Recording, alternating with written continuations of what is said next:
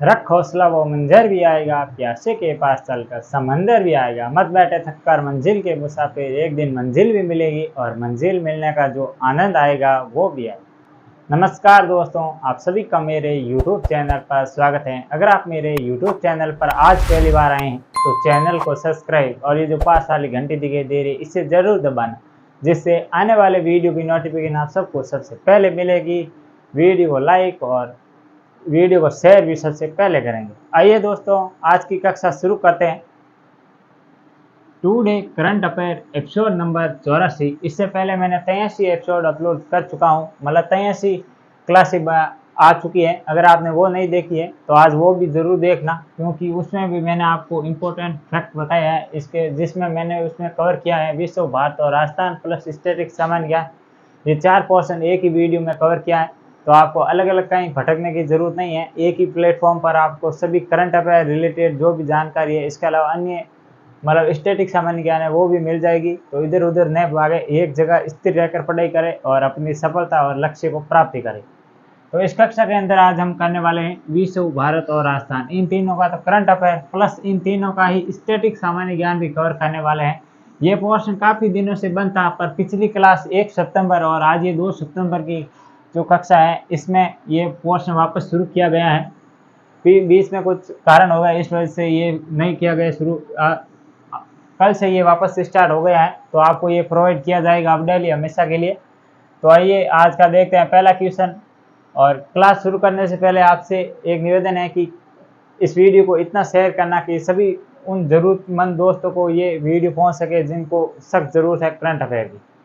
तो आज का पहला क्वेश्चन है वो है, हाल ही में कौन से मंत्रालय ने मेरा बिल मेरा अधिकार योजना की शुरुआत की है?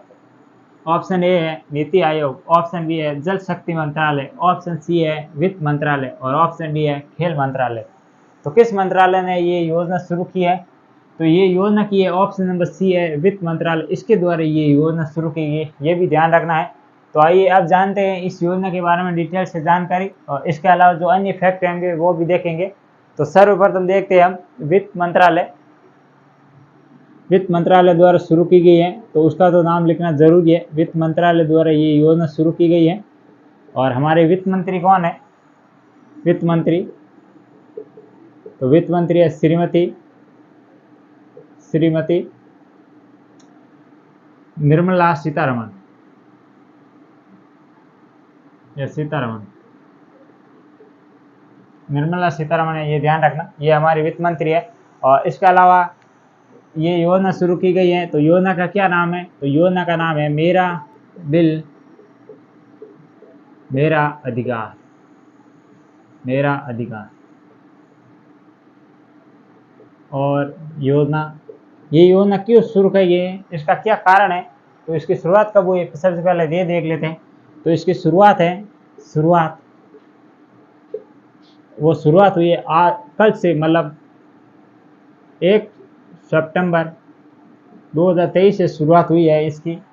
और इसके अलावा मतलब ये इस योजना के तहत क्या कहा गया है कि इस योजना के तहत कहा गया है कि अगर आप कोई भी सामान लाते हैं तो उसका बिल लाना ज़रूरी है, ये आपका अधिकार है और आप ये बिल ला सकते हैं। अगर आप 1 रुपये का भी सामान लेते हैं तो भी बिल लाना चाहिए, और अगर आप इतने का सामान लेते हैं तो भी बिल लाना चाहिए। फिर आपको क्या करना होगा? बिल लाना होगा और बिल का फिर फोटो खींच के अपलोड करना होगा। कहाँ पर? वित्त मंत्रालय की जो साइट है उस पर जाकर एक ऑप्शन बना होगा मेरा बिल मेरा अधिकार योजना का, तो वहाँ पर आपको फोटो अपलोड करना है। और इसमें जो विजेता होगा, विजेता को क्या मिलेगा? तो 1 करोड़ तक रुपए मिलेगा, 1 करोड़ तक रुपए मिलेगा, मतलब जो पुरस्कार राशि या प्रोत्साहन दिया जाएगा 1 करोड़ का। तो ये है योजना। और इसके अलावा इसमें और क्या क्या कहा गया है कि ये योजना 12 माह तक होगी, मतलब 12 माह तक ये योजना रहेगी। और इसके अलावा इसमें ये कहा गया है कि धोखाधड़ी कम होगी और जागरूकता बढ़ेगी, और दुकानदार हो या कोई भी हो तो आपसे धोखा नहीं करेंगे। बिल देंगे तो आप वापस सामान देंगे तब भी वो लेंगे, क्योंकि आपको पक्का बिल देंगे। और इसके अलावा ये वो योजना कहाँ शुरुआत की गई है, तो इसकी शुरुआत कहाँ योजना की हुई है वो भी देख लेते हैं। तो सबसे पहले देख लेते हैं कौन कौन से राज्य में हुई है, और उसके अलावा फिर देखें केंद्र शासित प्रदेश कौन कौन से। केंद्र शासित प्रदेश कौन कौन से? तो राज्य में देखें तो सबसे पहले राज्य में आए तो असम, यहाँ पर असम में शुरू की गई है, और इसके अलावा ये गुजरात में शुरू की गई है, और इसके अलावा ये हरियाणा में की गई है। अभी तो फिलहाल इन 3 राज्यों में ही शुरुआत की गई है। और इसके अलावा केंद्र शासित प्रदेश कौन कौन से जहाँ पर इस योजना की शुरुआत की गई है, तो वो है, एक है दमन दीव, दादर व नागर हवेली, दादरा नागर हवेली, और इसके अलावा एक और कौन सा है, तो वो है मतलब दमन दीव, एक है पौंडीचेरी। ध्यान रखना, ये एक ही है, आपको पता होगा। दमन दीव है, दादर व नागर हवेली एक हो चुके हैं, पहले अलग अलग थे यूटी, ये एक और ये दो, ये है पुडुचेरी। पुडुचेरी में ये योजना शुरू की गई है। फिलहाल 1 2 3 तो राज्य हो गए और 2 केंद्र शासित प्रदेश हो गए, ये दोनों एक ही हैं तो इसे एक ही गिनेंगे। तो टोटल 5 स्थानों, मतलब 5 कह सकते हैं, यूटी और स्टेट में ये योजना शुरू की गई है। ये भी आप सभी को ध्यान रखना है। और दादर व नागर हवेली ये एक कब हुए, तो ये हुए थे 26 जनवरी 2022 को इन्हें एक कर दिया गया, ये भी ध्यान रखना है, लास्ट हुए। और वर्तमान में कितने यूटी व कितने स्टेट हैं, तो स्टेट है वो है 28, और यूटी कितने हैं, यूटी तो वो है 8, ये ध्यान रखना। अब देखते हैं अन्य जानकारी भी देख लेते हैं कौन कौन सी है। तो ये तो था, एक बार वापस आपको रैपिड फायर की तरह बता देता हूँ कि ये योजना किस मंत्रालय द्वारा शुरू की है। तो वित्त मंत्रालय द्वारा की गई और वित्त मंत्री श्रीमती सीतारमण है, ये भी ध्यान रखना। और योजना का क्या नाम है, मेरा बिल मेरा अधिकार योजना है। और शुरुआत कब हुई, 1 सितंबर 2023 को, और ये 12 माह तक चलने वाली योजना है। और इसका मतलब 1 रुपये से लेकर आप कितने भी रुपए तक का बिल लेकर आपको अपलोड करना होगा। इसके अलावा विजेता को 1 करोड़ रुपए दिया जाएगा। और ये योजना अब सर्वप्रथम कहाँ पर शुरुआत हुई, असम में हुई, गुजरात में हुई, हरियाणा में हुई, इन 3 तो राज्यों में हुई है। और इसके अलावा जो ये एक है केंद्र शासित प्रदेश कौन कौन से जहाँ पर ये योजना शुरू हुई है, तो वो हैं दमन दीव दादरा नगर हवेली, और इसके अलावा पुडुचेरी, ये ध्यान रखना है। और इन दोनों को एक कब किया गया, तो 26 जनवरी 2022 को। ये तो थी इस क्वेश्चन के बारे में डिटेल से जानकारी। अब हम स्टैटिक सामान्य ज्ञान भी इसमें शामिल करने वाले हैं, तो वो कौन कौन से वो भी देखने वाले हैं,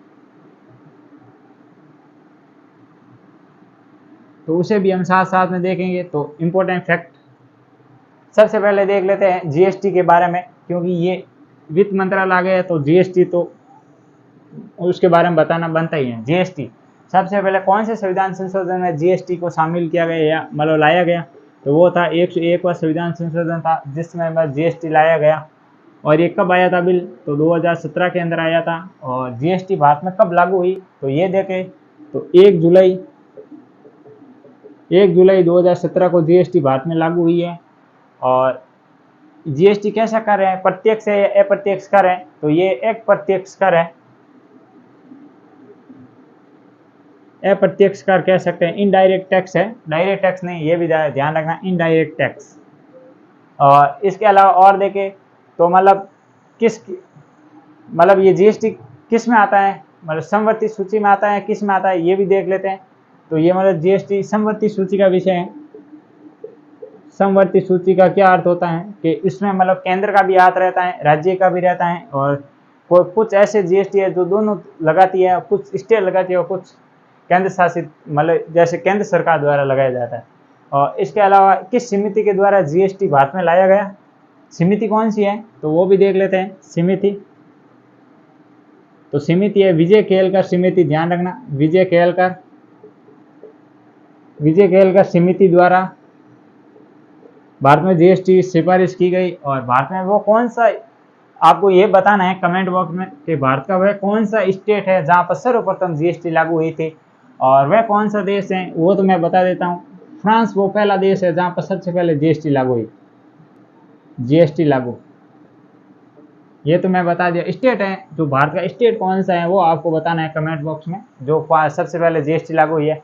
और इसके अलावा और देखें तो मतलब जीएसटी काउंसिल संविधान के किस अनुच्छेद में जीएसटी काउंसिल, ये भी इंपॉर्टेंट है।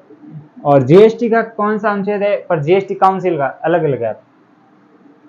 जीएसटी काउंसिल मतलब जीएसटी परिषद, तो ये कौन से है? ये है 279 ये अनुच्छेद है। और जबकि जीएसटी किस में है, जीएसटी किस में है ये बताना है आपको। तो जीएसटी है वो है 246A में, 246A इसमें जीएसटी, जबकि जीएसटी परिषद है वो है 289, ये ध्यान रखना है। और इसके अलावा और देखें तो वर्तमान में समवर्ती सूची में कितने विषय हैं ये भी देख ले, तीनों देख लेते हैं, समवर्ती सूची में, राज्य सूची में और वो एक संघ सूची, राज्य सूची और समवर्ती सूची, इन तीनों में कितने विषय मूल संविधान में थे और वर्तमान में कितने विषय अभी हैं ये भी देख लेते हैं। तो वो यहाँ पर मैं ये तो बता दिया आपको, ये बताने की वापस जरूरत नहीं है। अब यहाँ पर मैं वापस लिख देता हूँ जो मतलब समवर्ती सूची, संघ सूची और राज्य सूची। सबसे पहले लिखते हैं संघ सूची, इसके बाद लिखते हैं समवर्ती सूची या राज्य सूची, लिख देते हैं राज्य सूची, और अब लिखते हैं समवर्ती सूची। अब देखते हैं मूल संविधान में कितने हैं और वर्तमान में कितने हैं विषय। तो सबसे पहले देखें समवर्ती सूची में, तो समवर्ती सूची में मतलब मूल शुरुआत में कितने थे, तो यहाँ पर लिख देते हैं पहले शुरुआत में 46 थे और अब वर्तमान में कितने हैं, तो यहाँ पर 52 विषय हैं, ये ध्यान रखना। और इसके अलावा संघ सूची में पहले कितने थे, तो संघ सूची में नहीं, ये समवर्ती सूची का संघ सूची का ऊपर है, ये है 47 और इसके बाद ये हो गया 52। और संघ सूची में पहले कितने थे 97, अब हो गए 100। और इसके अलावा राज्य सूची के पहले कितने विषय थे, तो राज्य सूची में थे 66 और वर्तमान में कितने हैं 61 है। तो ये ध्यान रखना, ये मूल संविधान में थे और ये वर्तमान समय में है। और ये 3 सूचियाँ हैं, आपको पता होगा ये संघ सूची है, ये केंद्र सरकार से संबंधित होती है, जिसमें मतलब जो भी जीएसटी आती है उसमें ये केंद्र सरकार लेती है। और इसके अलावा ये राज्य सूची है, तो इसमें जो भी जीएसटी का कलेक्शन होता है वह राज्य सरकार द्वारा लिया जाता है। और समवर्ती सूची वो होती है या इसमें वो जीएसटी या वो विषय होते हैं जिसमें ये दोनों मिलकर कानून भी बनाती है और जो कर आता है उनका भी बंटवारा करती है, और ये ध्यान रखना है। तो ये थे क्वेश्चन और इसके बारे में डिटेल से जानकारी। क्वेश्चन तो इतना ही था, पर हमने ये संविधान में और कुछ देख लिया, जैसे ये आपको बताना है जरूर कमेंट बॉक्स में कि पहला कौन सा राज्य है जहाँ पर जीएसटी लागू हुई थी। और ये मैंने देश बता दिया, जीएसटी काउंसिल अलग है, अलग अनुच्छेद में, जबकि जीएसटी अलग है, ध्यान रखना ये दो अलग है, कंफ्यूजन मत होना कभी भी एग्जाम में क्वेश्चन आए। और इसके अलावा ये 3 सूचियाँ याद जरूर रखना, और इनके ये तो पहले के हैं, मतलब जब संविधान में जो कौन से विषय थे वो ये थे और वर्तमान में ये हैं, ये भी ध्यान रखना। तो ये था पहला क्वेश्चन और उसके बारे में डिटेल से जानकारी। आइए आगे बढ़ते हैं और देखते हैं दूसरा क्वेश्चन। हाल ही में चर्चा में रही कंपाला मंत्री स्तरीय घोषणा का संबंध किससे है, मतलब किस देश से है जो कंपाला मंत्री स्तरीय घोषणा से संबंधित है।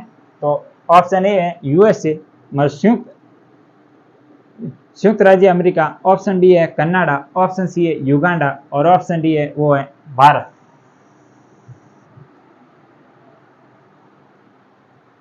तो इसका जो राइट आंसर होगा वो होगा ऑप्शन नंबर सी युगांडा, मतलब युगांडा की राजधानी है कंपाला। यहाँ पर ये मंत्री स्तरीय घोषणा पत्र मतलब ये है। तो इसके बारे में अब डिटेल से जानेंगे क्या है ये कंपाला मंत्री स्तरीय घोषणा और युगांडा किस महाद्वीप में है और क्या है इसकी विशेषता। तो सबसे पहले देख लेते हैं कंपाला मंत्री स्तरीय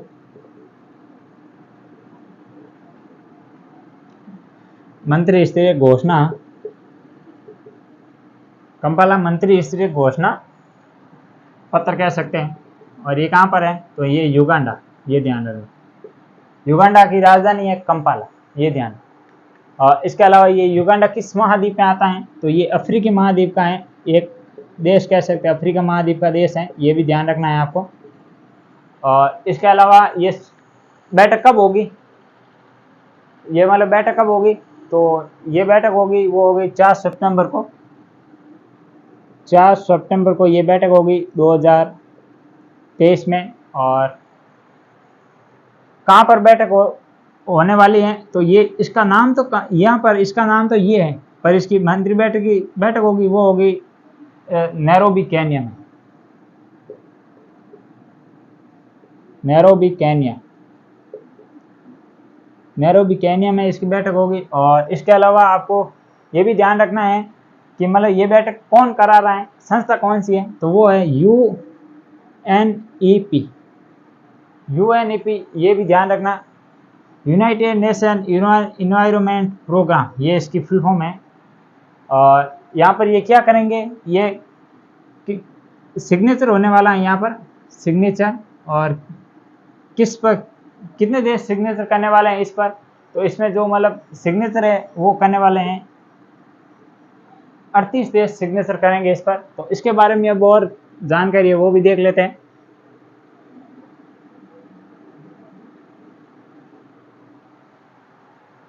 जलवायु परिवर्तन प्रवासन पर ये मेन इसका उद्देश्य क्या है, जलवायु परिवर्तन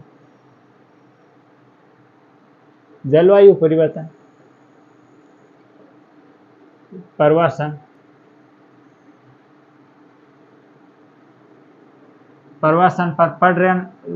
पर जो भी पड़ रहा है इफेक्ट पर पड़ने वाला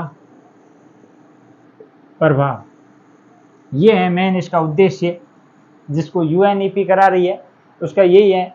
और इसमें कितने देश शामिल हो रहे हैं वो देश तो मैंने आपको बता दिए हैं, कुल देश तो वो है 38 देश एक साथ सिग्नेचर करेंगे इस मतलब कंपाला मंत्री स्तर घोषणा पत्र पर।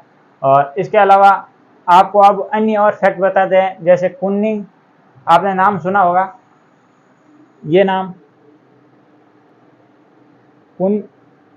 ये नाम है, इसका नाम है वो है कुनमिंग। ये कुनमिंग क्या है, तो ये घोषणा पत्र है, एक घोषणा पत्र है ये भी कुनमिंग घोषणा पत्र। इसका जो अन्य नाम है वो नाम आपने सुना होगा, ये नाम आपने नहीं सुना होगा। कुनमिंग घोषणा पत्र कब हुआ था, तो ये हुआ था COP COP15, जो कहाँ पर हुआ था, वो हुआ था मॉन्ट्रियल कनाडा। ये आपने नाम सुना होगा अक्सर। और इसके अलावा ये मतलब किससे संबंधित है, तो ये है जैव विविधता से संबंधित था, जैव विविधता से संबंधित था। और ये नाम इसका क्यों रखा, क्योंकि इस समय इसकी अध्यक्षता किसने की थी, मॉन्ट्रियल COP15 मॉन्ट्रियल कनाडा का जो इसकी अध्यक्षता की थी, अध्यक्ष देश था वो था चीन।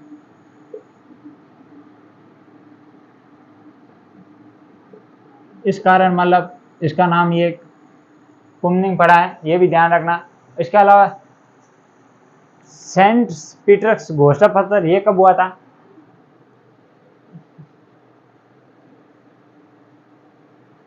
सेंट पीटर्सबर्ग घोषणा पत्र, सेंट पीटर्सबर्ग घोषणा पत्र ये कब मतलब, या ये घोषणा पत्र कब से संबंधित है घोषणा पत्र, तो ये कब हुआ था, तो ये हुआ था 2010 में। अगर तारीख देखें इसकी तो वो है 29 जुलाई। अब आपको पता चल गया होगा ये किससे संबंधित है, 2010 29 जुलाई को कौन सा दिवस मनाया जाता है ये आपको बताना है। तो ये है टाइगर, 29 जुलाई को टाइगर दिवस मनाया जाता है। तो ये है बाघों की संख्या दुगुनी करनी, बाघों की संख्या 2 गुना करनी या 2 मल्टीप्लाई करनी है बाघों, इसका ये उद्देश्य था। और 29 जुलाई को कौन सा दिवस मनाया जाता है, तो वो मनाया जाता है विश्व बाघ दिवस। आपको ये बताना है कि 2023 विश्व बाघ दिवस की थीम क्या थी, ये आपको बताना है कमेंट बॉक्स में। और इसके अलावा और देखें तो वो देख लेते हैं। अब हम मैं 3 नदियों का नाम लिखता हूँ और वो कौन कौन सी है वो भी आपको पता होगा। यहाँ पर लिख देता हूँ मैं प्रमुख 3 नदियों का नाम, और आपको उसकी विशेषता भी बताएंगे। जैसे नंबर 1 है वो है लिम्पोपे नदी। नंबर 2 पर है वो है माही नदी। अब आपको पता चल गया होगा, जो स्टूडेंट लगातार मेरी क्लास या मतलब देख रहे हैं और स्टैटिक जीके भी पढ़ रहे हैं मेरे साथ, तो आपको ये पता चल गया होगा क्योंकि 1-2 बार पहले मैंने और ये बताई थी। और नंबर 3 पर है वो है, नंबर 3 पर कौन सी नदी है, तो वो है कांगो नदी। अब देखते हैं इन नदियों की विशेषता क्या है। तो सबसे पहले देखते हैं लिम्पोपो नदी। तो लिम्पोपो नदी है वो किसको काटती है, तो वो मतलब एक है भूमध्य रेखा, एक है मकर रेखा और एक है कर्क रेखा। तो कांगो नदी है वो ना भूमध्य रेखा को काटती है। सबसे पहले बीच वाली देखते हैं भूमध्य रेखा, भूमध्य रेखा। और माही नदी आ गई, ये आ गई भारत में, और भारत में कहाँ पर, राजस्थान में। राजस्थान में कहाँ पर, डूंगरपुर और बांसवाड़ा में 26 किलोमीटर, ध्यान रखना। और ये यू आकार की, ऐसी उल्टा यू की आकार की बनाती है, और ये यहाँ से कर्क रेखा निकलती है, यहाँ से ये ऐसे बनाती है, तो ये 2 बार काटती है, ध्यान रखना इधर से इधर। तो ये हो गई कौन सी, कर्क रेखा, कर्क रेखा। और कर्क रेखा अगर भूमध्य रेखा से देखें तो कहाँ पर है, तो भूमध्य रेखा से कर्क रेखा कहाँ पर है, क्या उत्तर में है या दक्षिण में है, तो ये है नॉर्थ, ये भी ध्यान रखना 23.5 डिग्री। और अब साउथ में देखें, दक्षिण में, तो वो कौन सी है, भूमध्य आ गई, कर्क रेखा आ गई, तो अब बची है वो मकर रेखा, मकर रेखा। और मकर रेखा को 2 बार काटने वाली ये है 23.5 डिग्री अक्षांश, कह सकते हैं 23.5 डिग्री। और ये कौन सा है, तो ये है दक्षिण, साउथ। तो ये 3 नदियों का नाम भी याद रखना, क्योंकि अफ्रीका नाम आया है ना, तब ये इंपॉर्टेंट हो जाती है। और इसके अलावा एक आपको और शब्द सुना होगा आपने कहीं भी, साहिल प्रदेश, साहिल प्रदेश, ये आपने नाम सुना होगा। तो ये साहिल प्रदेश किसे कहते हैं, तो साहिल प्रदेश कहते हैं मतलब जो अफ्रीका का मतलब जो दक्षिणतम भाग है उसका मरुस्थल का बढ़ता हुआ जो भाग है उसको साहिल प्रदेश कहते हैं। जैसे कैसे सहारा मरुस्थल का दक्षिण में विस्तार होना, सहारा मरुस्थल का, सहारा मरुस्थल का दक्षिण में विस्तार, दक्षिण में विस्तार, उसे क्या कहते हैं, साहिल प्रदेश कहते हैं। ये भी ध्यान रखना। तो ये थे, और इस बारे में ये थे क्वेश्चन आज के, ये 2 क्वेश्चन। अब जो आगे आने वाले हैं वो भी इंपॉर्टेंट होने वाले हैं। अगर वीडियो अच्छा लग रहा है और ये मैं इतने फैक्ट आपको बता रहा हूँ, आप नोट कर रहे हो और आप ये सच्चे दिल से मतलब तैयारी कर रहे हो, तो लक्ष्य एक दिन जरूर मिलेगा। और वीडियो को ज़्यादा से ज़्यादा शेयर जरूर करना। देखते हैं आज का तीसरा क्वेश्चन। हाल ही में खुफिया जानकारी एकत्रित करने के लिए एआई मतलब आर्टिफिशियल इंटेलिजेंस, कृत्रिम बुद्धि पर आधारित ओरेन, ओरेन विमान किसने लॉन्च किया है। ऑप्शन ए है जापान, ऑप्शन बी है इजराइल, ऑप्शन सी है ब्रिटेन और ऑप्शन डी है वो है चीन। तो इसका जो राइट आंसर होगा वो होगा ऑप्शन नंबर बी, इजराइल। हाल ही में इजराइल ने एआई आधारित एरोन विमान को लॉन्च किया है। और इसकी क्या मतलब उद्देश्य क्या है, तो इसकी उद्देश्य है खुफिया जानकारी एकत्रित करना। तो ये तो थे क्वेश्चन, और अब देख लेते हैं इस क्वेश्चन के बारे में डिटेल से जानकारी और इसके अलावा अन्य फैक्ट भी जानने वाले। तो सबसे पहले देखते हैं ओरेन विमान जो किस पर आधारित है, आधारित है एआई मतलब आर्टिफिशियल इंटेलिजेंस पर आधारित है, ये भी ध्यान रखना। और इसकी क्या क्या विशेषता है वो यहाँ से देखते हैं। सबसे पहले तो विश्व का पहला विमान जो किस पर आधारित है, एआई आधारित है। इस पर मेरे कहने का मतलब ये है कि इससे पहले कोई विमान नहीं था जो कि मतलब आर्टिफिशियल इंटेलिजेंस पर आधारित था। ड्रोन जरूर थे, काफी देशों के ड्रोन थे, पर ये पहला विमान हो गया है विश्व का, ये भी ध्यान रखना, जो कि मतलब खुफिया जानकारी एकत्रित करेगा। और इसके अलावा इसमें क्या क्या ऐसे उपकरण लगे होंगे कि ये काम करेगा, तो उपकरण देखें तो इसमें ऐसे उपकरण लगाए गए हैं जैसे सेंसर के अलावा कैमरा, हाई क्वालिटी कैमरा, और इसके अलावा और क्या है, तो उसके अलावा और है वो है मतलब सेंसर हो गए, हाई क्वालिटी कैमरे हो गए, और इसके अलावा मतलब जो कह सकते हैं मतलब हाई क्वालिटी के जो अन्य मतलब जो कैच करने के लिए जो उपकरण काम आते हैं, जैसे रेडिएशन लिख सकते हैं, रेडिएशन इत्यादि का प्रयोग किया गया है इसमें, ये भी ध्यान रखना। और इसका मतलब ये कितनी ऊंचाई पर ये मतलब विमान चल सकता है आसानी से, या इसकी कितनी मतलब क्षमता है ऊंचाई से देखे, तो इसकी जो क्षमता है, क्षमता वो कितनी है, तो इसकी जो क्षमता है वो है 4000 से 5000 फीट ऊंचाई तक, फीट ऊंचाई, यहाँ तक ये मतलब ड्रोन, ये मतलब विमान, ड्रोन नहीं है, सॉरी, विमान उड़ सकता है और ये अपना काम कर सकता है। अब जानते हैं अन्य और जानकारी देख लेते हैं। ये तो इतना ही था कि पहला देश आपको याद रखना है क्योंकि ये इम्पोर्टेंट है, और ये इजराइल बहुत इंपॉर्टेंट है क्यों, अन्य ये भी भारत का सबसे विश्वसनीय मतलब अगर कोई है वो इजराइल है, ये भी ध्यान रखना। और ये पहला है, जब भी विश्व में या भारत में पहली हो तो वो इम्पोर्टेंट हो जाता है। और उपकरण, ये सेंसर कोई काम का नहीं है, ये भी कोई काम का नहीं है। और अब देख लेते हैं तेजस। आपने नाम जरूर सुना होगा तेजस का। तो तेजस क्या है, तो तेजस है वो है LCA। LCA मतलब लाइट कॉम्बैक्ट एयरक्राफ्ट, मतलब हल्का लड़ाकू विमान। LIGHT, light combat aircraft.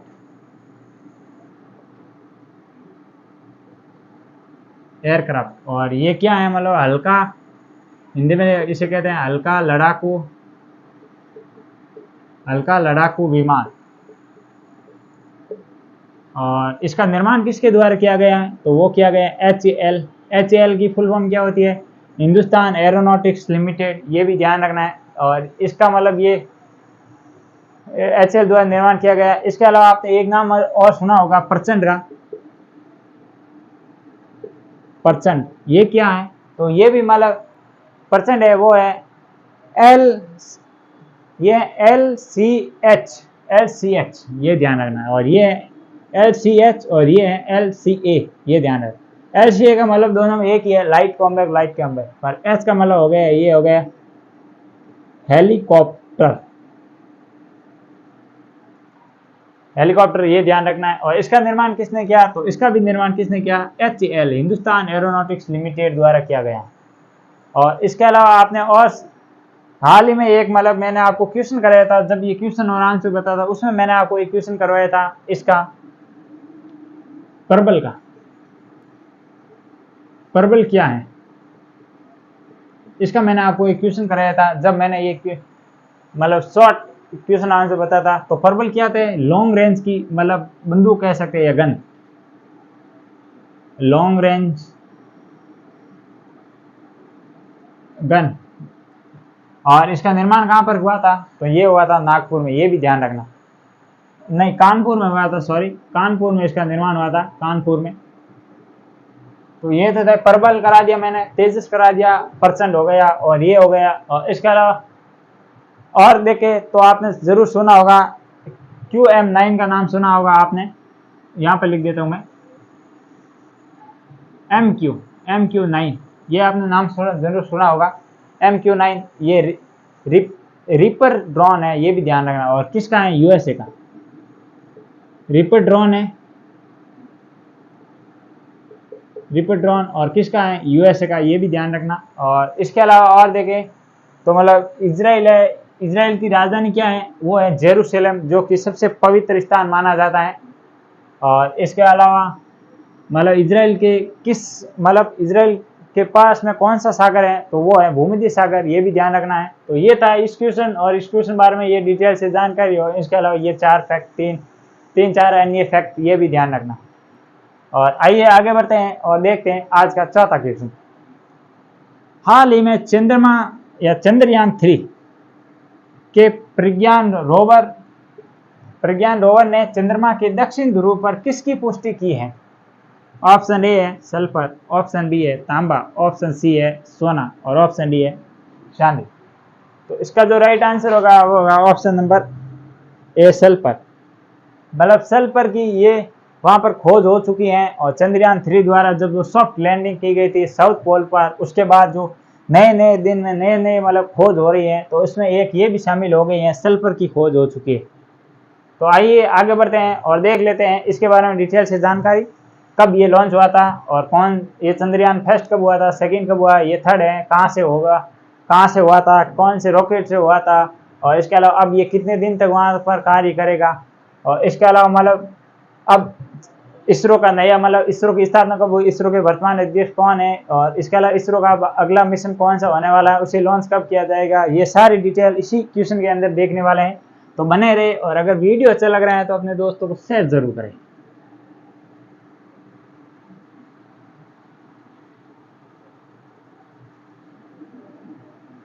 तो आइए सबसे पहले जान लेते हैं हम इसरो के बारे में, फिर आगे बढ़ते हैं, क्यों मेन तो यही है। इसरो फुल फॉर्म क्या होती है आप सभी को पता होगा, Indian Space Research Organisation, Hindi में कहते हैं भारतीय अंतरिक्ष अनुसंधान संगठन।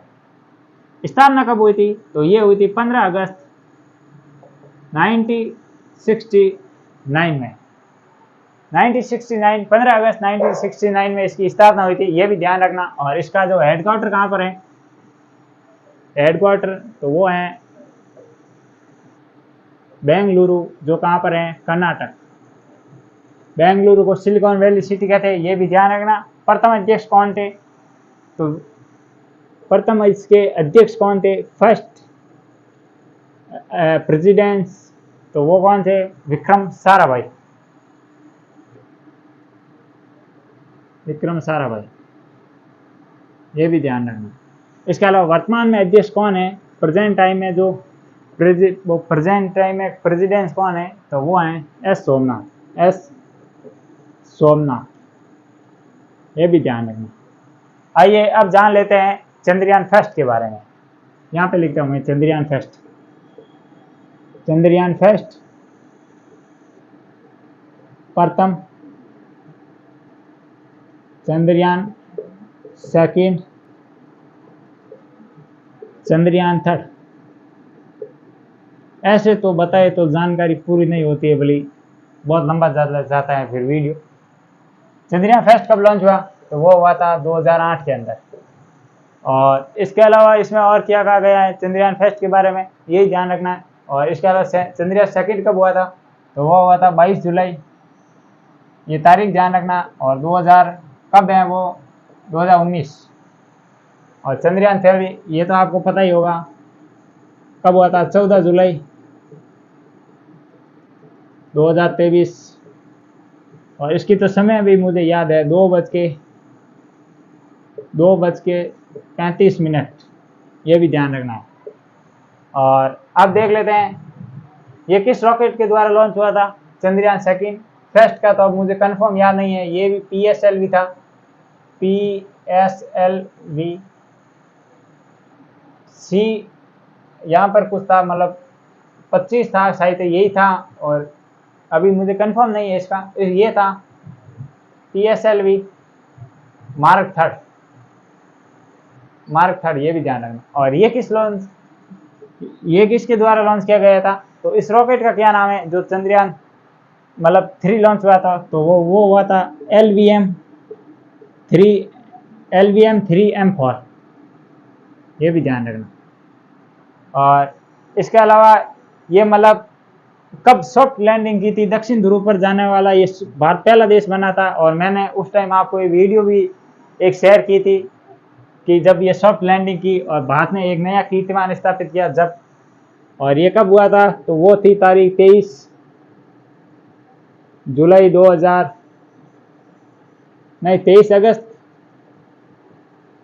2023। और कितने, 6:04, यह भी ध्यान रखना। और 23 अगस्त को अब कौन सा दिवस मनाया जाएगा प्रतिवर्ष, तो वो मनाया जाएगा राष्ट्रीय अंतरिक्ष दिवस, नेशनल स्पेस डे, ये भी ध्यान रखना। और इसके अलावा और देखें तो इसका रोवर, इसमें एक रोवर था, रोवर और एक था लैंडर। रोवर का क्या नाम था, तो रोवर का नाम था प्रज्ञान, और लैंडर का क्या नाम था, लैंडर का नाम था वो था विक्रम। और इसके अलावा और देखें तो आपको इसमें मतलब कौन कौन से पेलोड शामिल है ये भी बता देता हूं मैं। पेलोड कौन कौन से शामिल है वो यहाँ पर लिख देता हूँ। LOAD पेलोड कौन कौन सी शामिल है? तो नंबर एक पर है वो है LIBS ये। नंबर 2 पर है, उसका नाम क्या है? तो उसका नाम है स्पेस। नंबर 2। नंबर 3 पर पेलोड है, उसका क्या नाम है? तो उसका नाम है रंभा। और नंबर 4 पर है, उसका क्या नाम है? तो उसका नाम है चेस्ट। ये 4 पेलोड है और ये मतलब किस में है? तो चंद्रयान 3 के अंदर ये थे। और इसके अलावा मतलब जो साउथ पोल पर हाल ही में किसकी खोज की गई है? तो वो की गई सल्फर की। तो ये सल्फर की तो खोज की गई है। और इसके अलावा अब इसरो का अब अगला मिशन कौन सा होने वाला है वो भी ध्यान रखना।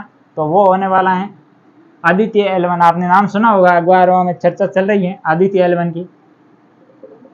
आदित्य L1 और आदित्य L1 के बारे में क्या जानकारी बताइए कि ये लॉन्च कब होगा? इसकी डेट भी आ गई है और ये लॉन्च हुआ था आज के दिन 2 सितंबर को। 2 सितंबर को ये लॉन्च हुआ था, ध्यान रखना, 2023। और कहाँ से हुआ? ये भी विक्रम साराभाई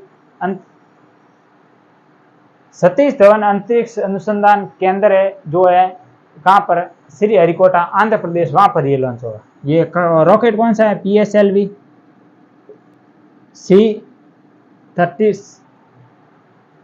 C57, ये ध्यान रखना। ये तो है रॉकेट, इसे लॉन्च किया जाएगा। और इसके अलावा आपने नाम सुना होगा लूना का, लूना 25, जो कि रूस के द्वारा लॉन्च किया गया था, पर यह सॉफ्ट लैंडिंग नहीं कर पाया, क्रैश हो गया सॉफ्ट लैंडिंग से पहले।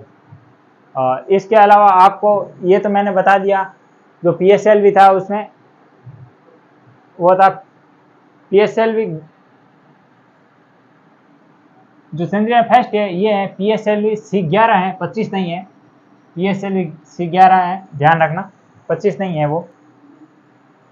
तो ये था क्वेश्चन, जिसमें 4 क्वेश्चन और इसके बारे में फुल करंट अफेयर और इसके साथ ये स्टैटिक सामान्य ज्ञान, जिसमें मैंने आपको विश्व और भारत का